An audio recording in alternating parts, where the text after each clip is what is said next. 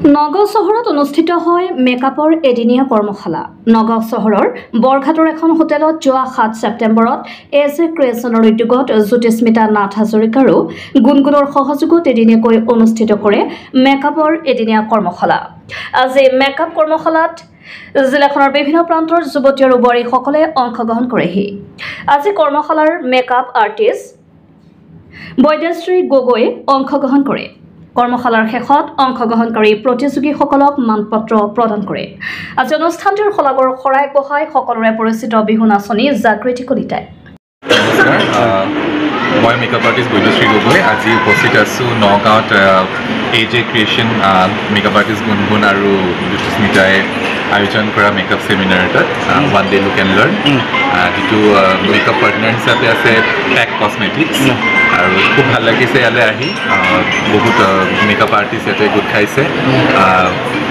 মোৰ পৰা কিবা এটা তেওঁলোকে শিকিব বিচাৰিছে আৰু ময়ো যিমান পাৰোঁ মোৰ যিখিনি আছে মই তেওঁলোকক দিবলৈ চেষ্টা কৰিছোঁ। অলপ ব্যতিক্ৰম ধৰণে মই ৱৰ্কশ্বপটি কৰাইছোঁ ছেমিনাৰখনি, তো গতিকে আশা কৰিছোঁ যাতে তেওঁলোকে খুব উপকৃত হওক ইয়াৰ পৰা, ফালৰ পৰা। আৰু খুব ভাল লাগিছে ইয়ালৈ। হয়, আপুনি অসমৰ বিভিন্ন স্থানত গৈ পানী শিকাই গৈ মেকআপ শিকাই।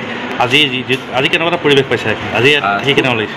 একচুৱেলি প্ৰতিদিনাই প্ৰতিটো ৱৰ্কশ্বপতে নতুন নতুন এটা অভিজ্ঞতা প্ৰত্যেকৰে খুব ভাল লাগিছে। আৰু নগাঁও মোৰ এনেকুৱা এখন ঠাই নহয় যে মই ইয়ালৈ অহা নাই বা অচিনাকি, মোৰ ভাতঘৰে হয়।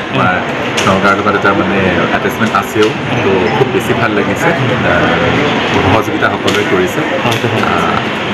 জ্যোতিস্মিতা গুণগুণে যিটো পদক্ষেপ গ্ৰহণ কৰিছে, কি ক'ব? খুব ভাল লাগিছে এইটো কাৰণে। তেওঁলোক প্ৰথমতে ধন্যবাদ দিছোঁ তেওঁলোকক, মোক এইখিনি সুবিধা কৰি দিয়াৰ কাৰণে, মোক আমন্ত্ৰণ জনোৱাৰ বাবে ইয়ালৈ।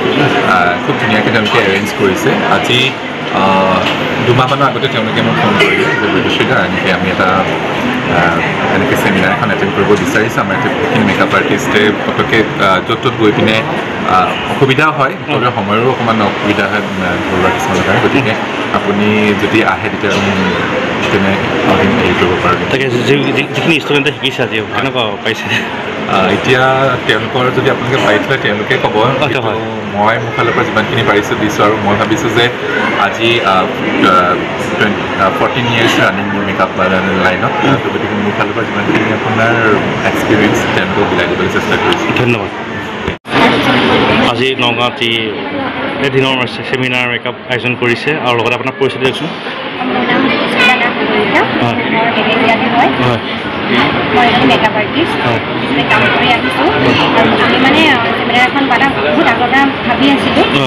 তো বৈদ্যুতিক আমি কণ্টেক্ট কৰিলোঁ।